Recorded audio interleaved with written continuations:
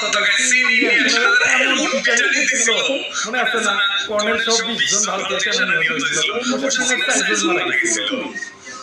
যুদ্ধ হয়েছিল হাতাহাতি 4 জনের বদলে 20 জন মারা যায় সমান সমান হওয়া লাগছে না কোন কমকে কারণ ওরা হচ্ছে ওদের জন্মপুরুষ বাংলাদেশের বর্ডারে আচ্ছা এবার মূল আলাপে আসি এতক্ষণে এই যে নিউজ সেক্রেটারি বিষয়টা পুরোপুরি বুঝে গেছেন যে কোন দুই দেশের মধ্যে দ্বন্দ্বের সম্পর্ক থাকলে উভয় দেশের যে কমন সীমান্ত এলাকা একটা প্রভাব ফেলবে এটা কেন করলেন সেটা বুঝতে হলে এবার আপনাদের বাংলাদেশ ভারত সীমান্তে গত 15 বছর থেকে একটা নিউজ দেখাই এই নিউজটা দেখেন এটা গত মাসের নিউজ নভেম্বর সীমান্তে ভারতের বিএসএফ এর বাংলাদেশি নিহত আবার এই নিউজটা দেখেন এটা হচ্ছে